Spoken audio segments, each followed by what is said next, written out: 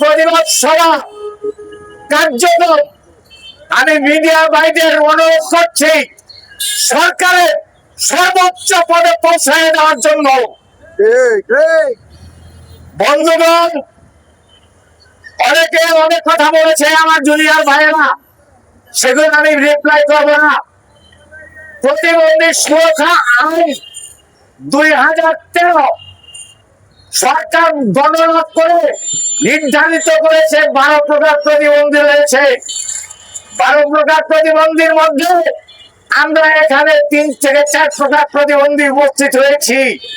আমাদের এই প্রতিবন্ধী সম্পর্কে রনি ভাইকে আমরা অবগত করেছি জনাব জাহাঙ্গীর আলম সাহেবের মাধ্যমে। রনি ভাই বিভিন্ন সময়ে আমাদের বিভিন্ন ভাবে প্রতিবন্ধীদের সহায়ক দ্রব্য, অর্থ, অঙ্গ, বাসস্থান দিয়ে সেবা করে আসছেন।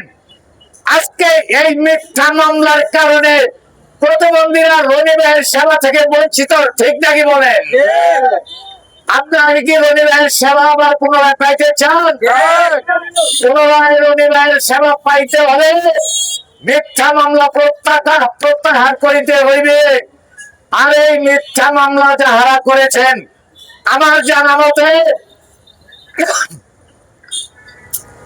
জানা মতে তিনি একজন দাঙ্গাবাজ, সন্ত্রাস ইত্যাদি।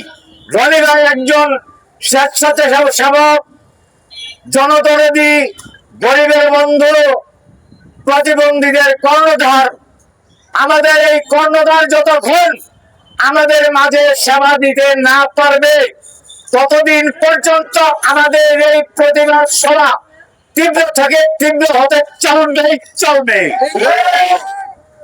আমি এই মুহূর্তে বলে যাই, আমি মোহাম্মদ আমির হোসেন মুটু বলছি, এসপিডিসি আইন মন্ত্রণালয় চিনা আমার বাকি নাই। যদি কোথাও আমার কলম ধরতে হয় আমি ধরবো।